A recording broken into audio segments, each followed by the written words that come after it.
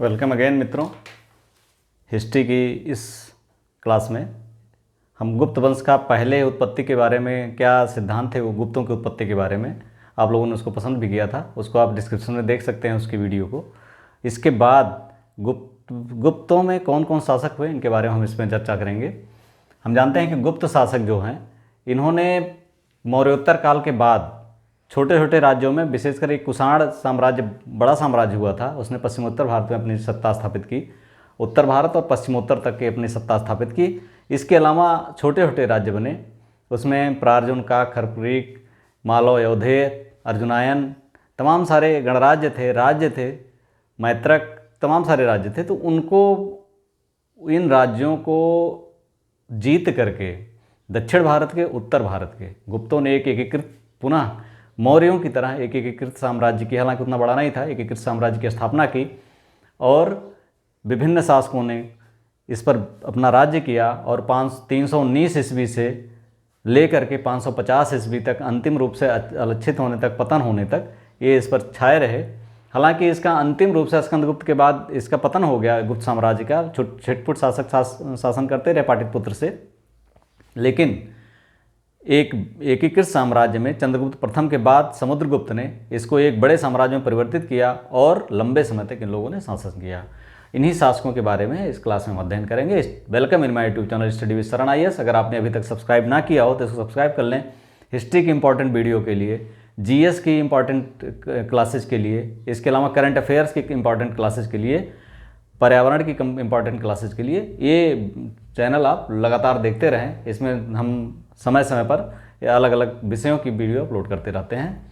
शुरू करते हैं। सबसे पहले हम देखते हैं कि गुप्त शासकों में जो पिछला उत्पत्ति के बारे में हमने बताया था, उसमें बताया था कि इसमें सबसे पहला शासक जो निश्चित अभिलेखों में उल्लिखित है वो है श्रीगुप्त। हालांकि इसकी उपाधि जो है महाराज ही थी, महाराज उपाधि थी, और इसका पुत्र था घटोत्कच, इसकी भी उपाधि महाराज थी। इन दोनों ने 250 ईस्वी से लेकर के 319 ईस्वी तक राज्य किया। महाराज, और पहला शासक चंद्रगुप्त प्रथम था जिसने महाराजाधिराज की उपाधि धारण की। महाराजाधिराज। अब यहाँ एक चीज़ स्पष्ट हो जाता है कि सातवाहन युग में जो सामंतवाद की प्रथा शुरू हुई, हमने बताया था सातवाहन काल का जो इतिहास पढ़ा रहे थे, तो उसमें स्पष्ट रूप से मैंने बताया था कि सातवाहनों ने ब्राह्मणों को दान, करमुक्त दान देने की प्रथा जो प्रारंभ की थी, वो धीरे धीरे वंशानुगत हो गई और उसके शासक भी गुप्त काल तक या गुप्तोत्तर काल में आकर के खुद दान देने लगे, वो स्वतंत्र शासक की तरह व्यवहार करने लगे। इसीलिए महाराज जो शासक, बड़ा शासक होता था, बड़ी उपाधि धारण करता था, उससे छोटे शासक छोटी उपाधि धारण करते थे। इसी तरह से महाराज है, ये महाराज है, यानी ये किसी सामंत रहे होंगे, लेकिन महाराजाधिराज मतलब चंद्रगुप्त प्रथम पहला था जो सार्वभौम शासक था। इसने जो है सबसे पहले महाराजाधिराज की उपाधि धारण की और सबसे पहले सिक्के भी इसने चलाए थे। इसका एक चांदी का भी सिक्का मिला है। ऐसा कई बार पूछा गया है कि चांदी के सिक्के सर्वप्रथम किसने चलाए थे, तो अभी तक ये माना जाता था कि चंद्रगुप्त द्वितीय के प्रथम सिक्के इसने गुजरात विजय के उपलक्ष्य में चलाया था, लेकिन चंद्रगुप्त प्रथम का भी एक सिक्का चांदी का मिला है। इनकी जाति के विषय में, इनकी उत्पत्ति के विषय में हम पिछले क्लास में पढ़ चुके हैं। चंद्रगुप्त प्रथम ने 319 ईस्वी में शासन करता हुआ उसे पाते हैं, और इसकी जो विजय थी, ये हम समुद्रगुप्त का जब प्रयाग प्रशस्ति देखते हैं तो उसमें हम उत्तर भारत के राज्यों को, 9 शासकों को, उत्तर भारत के 9 शासकों के, दक्षिण भारत के 12 शासकों का विवरण पाते हैं जिसका उन्होंने विजय किया था। यानी जो चंद्रगुप्त प्रथम था उसके समय में बिहार एवं उत्तर प्रदेश के, पूर्वी उत्तर प्रदेश कह सकते हैं, पूर्वी उत्तर प्रदेश यानी बनारस, इलाहाबाद, इस सब का क्षेत्र लगभग इसने अपने क्षेत्र में रखा था। लगभग पूरा बिहार पाटलिपुत्र शासन कर रहा था चूँकि, तो लगभग पूरा बिहार इसके शासन में था। अब पूरा बिहार और ये पाटलिपुत्र का शासन, पाटलिपुत्र से, और ये पूर्वी उत्तर प्रदेश या आधा उत्तर प्रदेश मान सकते हैं, पूर्वी आधा उत्तर प्रदेश इसके शासन में था। क्योंकि बरेली वाला क्षेत्र का विजय या जो 9 शासक इसने विजय दिखाया अपने में मिलाने का जो प्रयाग प्रशस्त में विवरण है समुद्रगुप्त के द्वारा, वो समुद्रगुप्त ने विजित किया था। और चंद्रगुप्त द्वारा विजित नहीं हुआ था, चंद्रगुप्त द्वारा ये बिहार एवं उत्तर प्रदेश के शुरुआती और पूर्वी उत्तर प्रदेश के कुछ क्षेत्रों का विजय दिखाया गया है। और इसने इसका एक इम्पॉर्टेंट है, 319 ईस्वी में इसने गुप्त संवत का प्रचलन किया। गुप्त संवत का प्रचलन किया, ये बाद के गुप्त अभिलेखों में इसका उल्लेख हुआ है। गुप्त संवत का प्रचलन, गुप्त संवत का उल्लेख बाद के अभिलेखों में उल्लिखित है। इसने अपने पुत्र समुद्रगुप्त को भरी सभा में राज्य प्रदान कर स्वयं संन्यास ग्रहण कर लिया। अब भरी सभा में इसका विद्वानों मतभेद है। भरी सभा में जैसा विवरण प्रयाग प्रशस्ति में है समुद्रगुप्त के, जिसको हरिसेन ने लिखा था, कि इसको भरी सभा में राज्य प्रदान करने का क्या मतलब है। तो ऐसा माना जाता है कि एक जो अन्य शासक था, उसने काच नामक जो शासक था, काच नामक व्यक्ति था, हालांकि इसका सर्व राजोच्छेदता विरुद्ध मिलता है, तो इसके बड़ा भाई ये था और छोटे भाई ये थे। तो बड़े भाई के चूँकि प्रचलन ये होता है कि बड़े भाई को राज्य दिया जाए, लेकिन वो योग्य नहीं था, समुद्रगुप्त योग्य था। तो इसी भय से उसने जो है चंद्रगुप्त प्रथम ने समुद्रगुप्त को राज्य प्रदान कर दिया। चंद्रगुप्त प्रथम ने सबसे पहले जो है अपनी स्थिति मजबूत करने के लिए लिच्छवी राजकुमारी कुमार देवी से विवाह किया था। और समुद्रगुप्त लिच्छवी दौहित्र अपने आप को कहता था। तो समुद्रगुप्त एक सशक्त शासक के बनने की प्रक्रिया में शुरू से ही आक्रामक भूमिका में था। और उसने जब राज्य प्रदान किया गया भरी सभा में चंद्रगुप्त द्वारा, तो इसके तुल्य कुलज ईर्ष्या हुई उनको, और इसके सामंत और दरबारी प्रसन्न हुए, जिनको इसके अंतर्गत शासन चलाना था। इसकी प्रयाग प्रशस्ति हरिसेन द्वारा जो लिखित है, इसके प्रयाग प्रशस्ति के 7वें श्लोक से इसकी विजयों का पूरा विवरण मिलता है।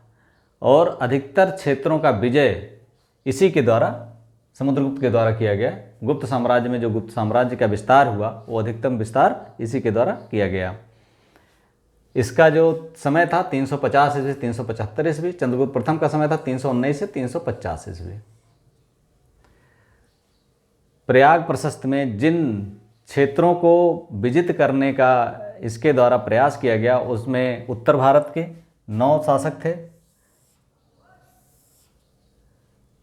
इसमें गणपतिनाग, जैसे पदम पवैया के शासक, विदिशा के शासक या मथुरा के शासक, अहिछत्र या बरेली के शासक, इन शासकों को जो है उसने पराजित किया। और उत्तर भारत को, चूँकि केंद्रीय क्षेत्र में पड़ता था उत्तर भारत, तो यहाँ पर उसकी नीति थी इनको पराजित करके अपने साम्राज्य में मिला लेना। यहाँ पर इन 9 शासकों को पराजित करने के लिए उसने स्वयं साम्राज्य में मिलाने की नीति का पालन किया। इसके बाद दक्षिणापथ के 12 राज्य थे। हम जानते हैं कि दक्षिण दूर पड़ता है केंद्रीय शासन से, इसलिए प्रत्यक्ष नियंत्रण में रखने का कोई औचित्य नहीं था। उसने एक युक्ति निकाली, इन्हें ग्रहण, मोक्ष और अनुग्रह, यानी पहले इसने अधिकार किया उन पर, फिर मुक्त कर दिया, और फिर दया के द्वारा उनके ऊपर दया करके मुक्त कर दिया, दया दिखाई उनके ऊपर। यानी कहने का तात्पर्य है कि उसने उन्हें जीत करके छोड़ दिया, बस कर आदि लेकर के उनसे छोड़ दिया, कर या उपहार आदि लेकर के उनको मुक्त किया। और ये नीति बाद में हम देखते हैं कि अलाउद्दीन खिलजी ने जब दक्षिण भारत की विजय की थी, तो भी प्रत्यक्ष नियंत्रण में लाने का प्रयास नहीं किया। बाद में जब इस नीति का पालन मोहम्मद बिन तुगलक ने नहीं किया, तो उसका साम्राज्य ध्वस्त हो गया। दक्षिण भारत उत्तर भारत की तरफ वो उत्तर और दक्षिण दौड़ता ही रह गया और अपने साम्राज्य को संभाल नहीं पाया। वो उस नीति को उसी समय प्राचीन काल में ही, गुप्त काल में ही समुद्रगुप्त ने अपनाया था। इसके बाद सीमावर्ती राज्य थे। इसमें सीमावर्ती राज्य में समतक, दवाक, कामरूप 3 राज्य थे। तो इन तीनों राज्यों को उसने जो है 3 राज्य और जो गणराज्य थे, मालव, अर्जुनायन, अवधेय, माद्रक, आभीर, प्रार्जुन, काक, खरपरीक, ये जो राज्य थे, इनको इसने अलग नीति अपनाई इनके खिलाफ। चूँकि ये भी सीमा पर थे और सीमा पर वो बफर स्टेट के रूप में इनका यूज करना चाहता था, तो उसके लिए उसने जो है सर्वकर दान प्राणागमन, प्राणामागमन और आज्ञाकरण। इसमें सर्व कर दान मतलब जब उसने इनको विजय किया तो सर्व कर दान कर लेकर के प्रत्यक्ष रूप से उपस्थित होकर के उनकी अधीनता मान करके प्राणामागमन और आज्ञाकरण, और उनकी आज्ञा जब समय समय जो आदेश निर्गत करे उसका आज्ञा का पालन अगर करते रहें तो उनको इस आधार पर उसने शासन करने के लिए मुक्त कर दिया। इसके बाद जो कुछ विदेशी राज से, जैसे देवपुत्र साहानुसाय, साहा सासानुसाय मतलब देवपुत्र किसे कहा गया है? देवपुत्र कुषाणों कहा था। तो कुषाण की जो अवशेष शक्तियाँ थीं ये भी अभी सीमावर्ती राज्यों में विदेशी शक्तियों के रूप में पश्चिमोत्तर में प्रबल थीं। तो इन शासकों को उसने इस तरह से किया कि आत्मनिवेदन, स्वयं उपस्थित होकर के निवेदन के द्वारा अपनी सुरक्षा की गारंटी लेना। इसके बाद जो है कन्योपायन, गुप्त राजवंश में अपनी कन्या का विवाह करना, और गरुत मंदक स्विषय भुक्ति शासन याचना, यानी गरुड़ वाली मुहर से अपने शासन को चलाना। तो इस 3 शर्तों के साथ इसने विदेशी राज्य जो थे, जो सीमावर्ती विदेशी राज्य थे, उनको इस नीति से उसने जो है नियंत्रित किया। इस तरह से एक बड़ा साम्राज्य इसने नियंत्रित बनाने में सफलता प्राप्त की। इसके अलावा अश्वमेधक का उसने प्रचलन, अश्वमेधज्ञ संपादित किया और अप्रतिरथ व्याघ्र पराक्रम और पराक्रमांक की उपाधि धारण की। इसके सिक्कों के बारे में हमने पिछले क्लास में बताया था कि सिक्कों, इसके किस किस प्रकार के सिक्के, बीड़ावादन प्रकार के सिक्के क्या बताते हैं, व्याघ्र प्रकार के सिक्के क्या बताते हैं। तो इस तरह के सिक्के, इसके पाए गए सिक्कों का इसका विवरण हम पिछली क्लास में, उसको आप देख सकते हैं डिस्क्रिप्शन में। इसके बाद अगला शासक हुआ चंद्रगुप्त द्वितीय। इसका समय है 375 से 415 ईस्वी। अब 375 यहाँ भी 2 शासकों का है। एक रामगुप्त नामक शासक था, उसके सिक्के भी पाए गए हैं। हालांकि इसका विवरण विशाखदत्त के देवी चंद्रगुप्तम में, हर्षचरित में और हेमचंद्र के काव्य मीमांसा में इसमें मिलता है। तो इसके द्वारा ये पता चलता है कि जब चंद्रगुप्त द्वितीय का बड़ा भाई रामगुप्त था और उसी समय शक आक्रमण हुआ, शकाधिपति के डर से रामगुप्त ने अपनी पत्नी ध्रुव देवी को उसको सौंपना स्वीकार कर लिया। चूँकि ध्रुव देवी सुंदर थी और उसके ऊपर आसक्त था ये शकाधिपति, तो उसने ध्रुव देवी को अर्पण करने का फैसला कर लिया अपनी सुरक्षा के बदले। लेकिन चंद्रगुप्त द्वितीय को ये मंजूर नहीं था और उसने ध्रुव देवी का वेश बना करके शकाधिपति के शिविर में जा करके मिला। और जब शकाधिपति ने ध्रुव देवी चंद्रगुप्त द्वितीय को ध्रुव देवी समझकर उसकी तरफ बढ़ा, तो चंद्रगुप्त द्वितीय जो ध्रुव देवी के भेष में था उसने शकाधिपति की हत्या कर दी। और बाद में उसने उन्मत्त होकर के घूमने लगा पूरे राज्य में, किसी की बात नहीं सुनता था और अपने भाई से कुपित था। और एक दिन उसने रामगुप्त की भी हत्या कर दी और ध्रुव देवी से विवाह कर लिया। ये घटना जो है हालांकि गुप्त अभिलेखों में नहीं मिलती है। गुप्त अभिलेखों में इसलिए नहीं मिलती है क्योंकि ये कोई गुप्त वंश के लिए सम्मान की बात नहीं है, लेकिन गुप्त वंश के सम्मान की बात नहीं, लेकिन अन्य शासकों में जैसे देवी चंद्रगुप्तम में, विशाखदत्त के देवी चंद्रगुप्तम में, हर्षचरित में, काव्य मीमांसा में इसका उल्लेख मिलता है। इसके अलावा अमोघ वर्ष के संजान ताम्रपत्र में भी इसका उल्लेख मिलता है इस घटना का। तो इस तरह से उसने जो है रामगुप्त के बाद 5 साल लगभग 380 ईस्वी में उसने शासन किया। 380 में शासन राज्य प्राप्त किया। इसके एक और महरौली में एक लौह स्तंभ है, उस पर चंद्र नामक शासक का उल्लेख है, जिसमें उस चंद्र द्वारा बाहलीक आक्रमण का उल्लेख है, जो सप्त सैंधव के पार बाहलीक आक्रमण का उल्लेख किया गया है इसमें। और इसके बारे में, चंद्र शासक के बारे में संभवतः चंद्रगुप्त द्वितीय था, लेकिन विद्वान बहुत स्पष्ट नहीं है। लेकिन उसकी लेखन शैली के आधार पर इसे चंद्रगुप्त द्वितीय के समय का विद्वानों द्वारा मानने के लिए एक सामान्य सहमति बनी है कि ये लेखन शैली के आधार पर चंद्रगुप्त द्वितीय के समय का ही माना जाता है। उसने सौराष्ट्र विजय के उपलक्ष्य संभवतः वो स्वशासन या कम नियंत्रण का क्षेत्र था, तो उस समुद्रगुप्त के बाद संभवतः चंद्रगुप्त द्वितीय के समय भी ये स्वतंत्र हुआ था और उसने वहाँ पर विजय के फलस्वरूप चांदी के सिक्के चलाए। उसकी अपनी पुत्री का विवाह वाकाटक राज्यवंश के, वाकाटक उस समय जो है एक सशक्त राज्यवंश था, और वो अपने मैत्री संबंधों को सुदृढ़ करने के लिए वहाँ के शासक रुद्रसेन द्वितीय से उसने अपनी पुत्री का विवाह किया। पुत्री के विवाह से ये हुआ, प्रभावती गुप्त के विवाह उसने रुद्रसेन द्वितीय से किया, जिसकी 390 में ईस्वी मृत्यु हो गई। तो प्रभावती गुप्त अपने अल्पवयस्क पुत्रों की संरक्षिका के रूप में शासन कर रही थी और उस समय समय पर चंद्रगुप्त द्वितीय से अपना सलाह लेती रहती थी। और इससे दक्षिण भारत और उत्तर भारत के मध्य जो महाराष्ट्र का लगभग क्षेत्र पड़ता वाकाटकों का राज्य, तो उस क्षेत्र में, एक मध्य क्षेत्र में, दक्कन, ऊपरी दक्कन में एक बफर स्टेट के रूप में इसको एक ऐसा क्षेत्र प्राप्त हुआ जिससे इसको नियंत्रित करने में, वहाँ से रुक करके ये दक्षिण को नियंत्रित कर सकता था और उत्तर में उसकी शासन व्यवस्था थी ही। तो इस तरह से एक सशक्त, उसने अपने राज्य को सशक्त बनाने के लिए ये प्रयास किया। और वाकाटकों का ये फायदा था कि पड़ोसी कुंतल राज्यों से उनको मुक्ति मिल गई, एक पड़ोसी कुंतल राज्यों से निपट सकते थे आसानी से। इसके अलावा फाहियान ने यात्रा की थी इसके समय में, हालांकि इसका दृष्टिकोण बौद्ध होने की वजह से इसने राजनीति का उल्लेख नहीं किया है। हालांकि मध्य प्रदेश की जनता के आचरण के बारे में इसने उल्लेख किया है। ये एक विद्वानों का संरक्षण करने वाला था, खुद विद्वान था और विद्वानों का संरक्षण करने वाला था। इसके राज्यसभा में 9 रत्न निवास करते थे। उन 9 रत्नों में कालिदास थे, जिन्होंने अभिज्ञान शाकुंतलम सहित कई ग्रंथों की रचना की है। इसके अलावा धन्वंतरी, छपड़क, अमर सिंह, शंकु, बेताल भट्ट, घटकरपर, बाराहमीर और बरुच जैसे विद्वान थे। बाराहमीर खगोलविद थे। इस तरह से अमर सिंह ने अमरकोश की रचना की है।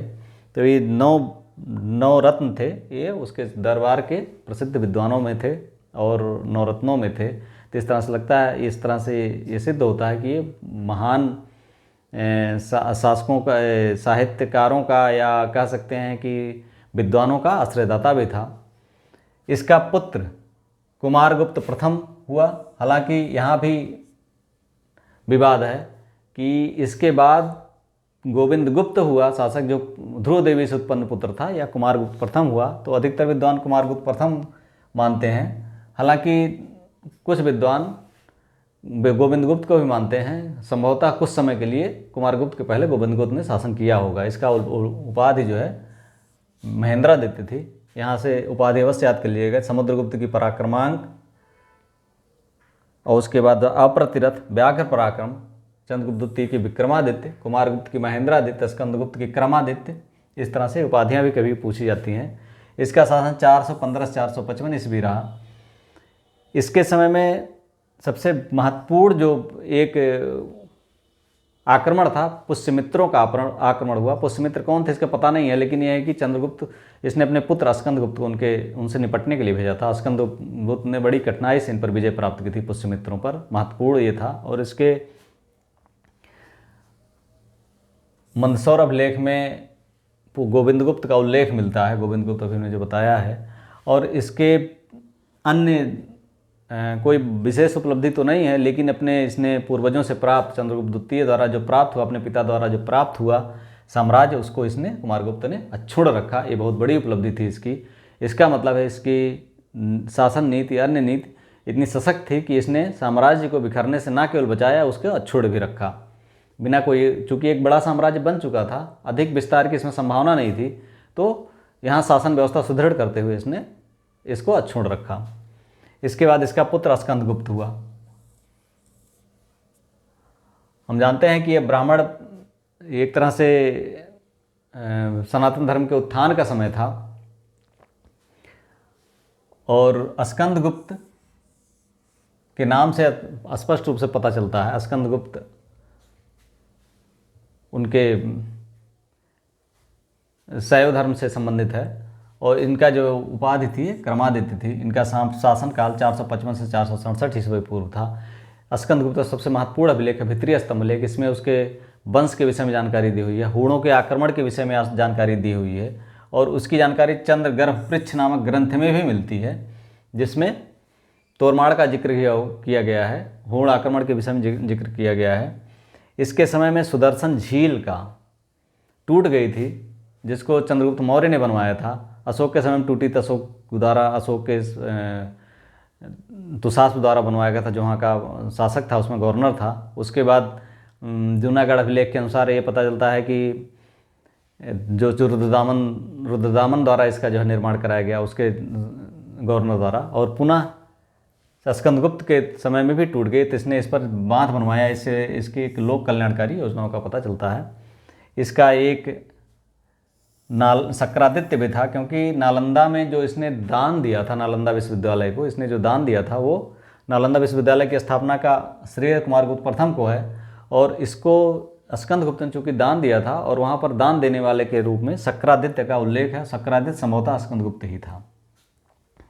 इसकी एक और उपलब्धि थी, 466 ईस्वी में इसने अब एक राजदूत को चीनी दरबार में भेजा था, चीन के दरबार में भेजा था, चीन सम्राट के दरबार में भेजा था, सांग के दरबार में एक भारतीय राजदूत को भेजा था, जिससे चीन के साथ उसके मैत्री संबंधों का पता चलता है। स्कंदगुप्त के बाद वो यह बहुत महत्वपूर्ण शासक नहीं हुआ, इससे उसमें महत्वपूर्ण शासकों में 467 ईस्वी पूर्व में इसकी मृत्यु हुई। उसके बाद 467 से 550 ईस्वी पूर्व तक चुटपुट छोटे मोटे क्षेत्रों में शासन करते रहे, और 550 ईसा पूर्व में अंतिम रूप से गुप्त वंश का पतन हो गया। इसमें मूल कारण जो था, ये था हूणों का आक्रमण। हूणों का जो पहला शासक माना गया है, सुंगयुन, जो चीनी यात्री था, 515 से 520 ईस्वी में आया था, उसने तिगिन को माना है। और बाद के अभिलेखों में जैसे कुबलयमाला नामक ग्रंथ में तोरमाड़ को माना गया है। यशोधर्मन जो था, उसने 532 ईस्वी में तोरमाड़ के पुत्र मेहरकिल को हराया था मध्य प्रदेश में आक्रमण के, और मेहरकुल जो है नरसिंहगुप्त बालादित्य ने भी हराया था। नरसिंहगुप्त बालादित्य ने भी, जो गुप्त शासक था, इसने भी हराया था। तो इससे लगता है कि ये पूरे उत्तर भारत में हूणों का आक्रमण लगातार चल रहा था, और लगातार इन्होंने गुप्त साम्राज्य को छलनी किया। और जो शासक हुए उत्तरकालीन गुप्तों के, वो पुरगुप्त था, उसके बाद कुमारगुप्त द्वितीय हुआ, फिर बुधगुप्त हुआ, नरसिंहगुप्त बालादित्य हुआ, भानुगुप्त हुआ, वैन्यगुप्त और कुमारगुप्त तृतीय। ये 550 ईस्वी में इसका अंतिम रूप से पतन हो गया। इसकी जगह पर जो शासकों का उदय हुआ, उनमें बल्भी में मैत्रिक, बल्भी यानी गुजरात में मैत्रक, स्थानेश्वर हरियाणा का क्षेत्र मान सकते हैं, तो स्थानेश्वर में पुष्यभूत वंश, जिस वंश का हर्ष था, कन्नौज का मौखरी वंश, और बंगाल में चंद्रवंश। ये महत्वपूर्ण 4 वंशों का उदय हुआ। और इसके बाद हर्ष का शासन आता है। हर्ष ने एक उत्तर भारत में, दक्षिण में तो दक्षिण भारत में वो हार गया था नर्मदा के तट पर, लेकिन उत्तर भारत में उसने कश्मीर तक के क्षेत्र को अधिग्रहित करके एक साम्राज्य बनाने का प्रयास किया, और सफल रहा उसमें। उसके मृत्यु तक उत्तर भारत लगभग एकीकृत साम्राज्य के रूप में स्थिर रहा। अगले वीडियो हम हर्ष के संबंध में रहेगी, और वीडियो अच्छा लगा हो तो like, subscribe and share. Thank you for watching.